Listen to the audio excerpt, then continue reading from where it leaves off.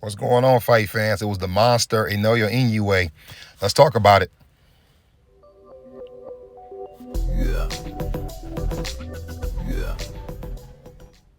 Well, fight fans, the bantamweight champion, the bantamweight king, returned to the ring early this morning for us in the U.S. But in Japan, Naoya Inoue, he stopped Aran Dipaen in the 8th round. Let's start with the pros and the cons. First, before I get to the fighters' pros and the cons, let's get to the cons for us. The cons are that this fight was not on any type of television. You would think that in this internet age and this age of streaming that we would be able to get all the fights we want to see somehow.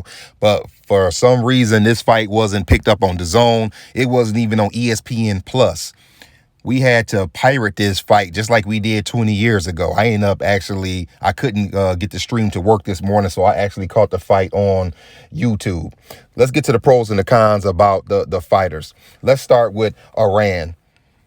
The pros would be Aran came to fight. He did not come to be an opponent. And when I say that about a fighter, what I'm saying is that there are ways to tell if a fighter if there are ways to tell if a fighter is really in there to be an opponent or if he has some heart and he wants to get in there and fight. This guy had heart. He wanted to fight. He was working his jab. He was doing good body work, and he was able to stand up for as long as he could those punches from Inoue. As far as the cons go, is that he's standing in front of Inoue, who's a monster puncher, and he should have been really on his back foot moving around, not standing there taking those shots, because eventually they were going to wear him down.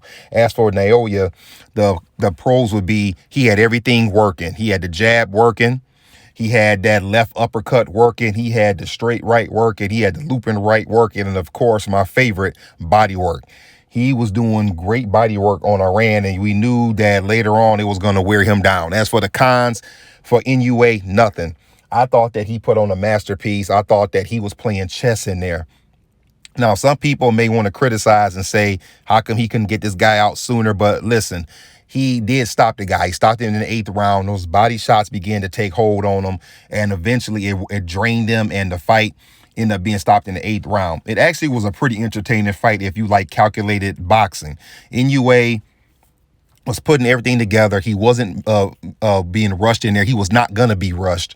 He took his time and he broke Aran down all the way till we get to the 8th round. When we finally get a knockdown, he caught him with a quick left hook. He goes down.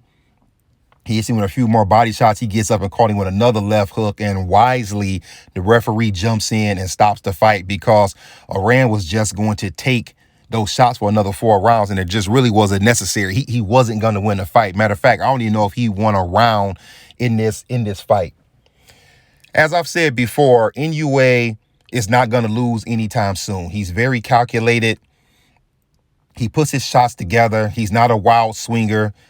He does great body work, and as I said before, from right now, I'm going to say from bantamweight, even someone from weight down at super flyweight all the way up to featherweight, I really just don't see where and when he's going to lose. That brings me to what happens next. What would you like to see him do next? Now, here are some names that I was thinking about in the bantamweight division. The rematch with Nonito Donaire could possibly happen. Casemiro could also be a possibility. We also have Rigondeaux out there. Rigondeaux has dropped down to bantamweight, and I think that Naoya will bring the best out of Rigondeaux. Why I'm saying that is because I think that once he figures him out after the first couple of rounds, he will begin to put shots on Rigondeaux, forcing Rigondeaux to eventually throw shots back. And then there's Gary Antonio Russell, an American bantamweight who's undefeated, who Inoue could fight. But what do you want to see him do? Do you like those names I threw out? And if you don't, give me some of your own who you think he can fight. And if he doesn't have anyone to fight in bantamweight, does he go up to a junior featherweight and fight someone there? Or do you want to see him continue to do his thing? Because there are a lot of fights still in the bantamweight division for him. All right, fight fans, that's pretty much all I have. If you haven't already, like and subscribe, hit the notification bell so we can always talk boxing. Other than that, that's all I got. I'll let y'all later.